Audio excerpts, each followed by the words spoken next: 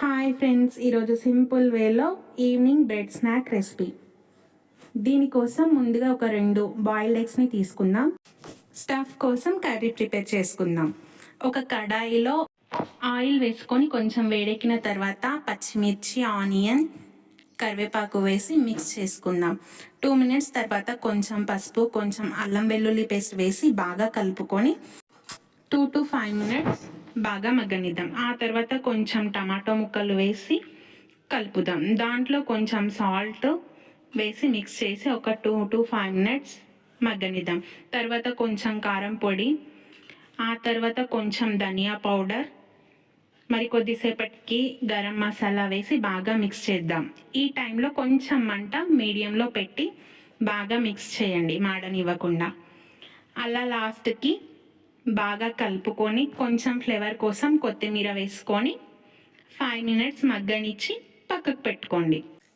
ఆ తర్వాత ఒక పెనం తీసుకొని పెనంపై నెయ్యి వేసి నెయ్యి బాగా మరుగుతున్న తర్వాత బ్రెడ్ ముక్కల్ని 2 వైపులా బాగా వేగనిద్దాం.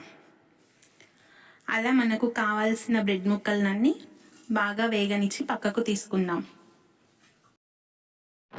మనకు కావాల్సినన్ని బ్రెడ్లకి నెయ్యి రాస్తూ 2 వైపులా మంచిగా వేగనిచ్చి పక్కకు తీసి పెట్టుకుందాం.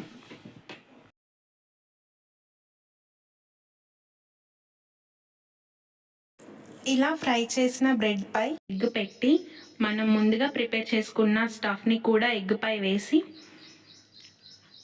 ఒక బ్రెడ్ ముక్క పైనుండి పెట్టేసి కొంచెం నెయ్యి వేసి 2 వైపులా మంట స్లిమ్లో పెట్టేసి 2 మినిట్స్ వేగనిచ్చి పక్కకు తీసుకోవాలి. అంతే, వేడి వేడి evening bread snack recipe ready. Same ఇదే ప్రాసెస్లో మనకు కావాల్సినన్ని రెడీ చేసుకుందాం. Friends, please subscribe my channel, like and share. ఇలా మరెన్నో రెసిపీస్ మీకోసం.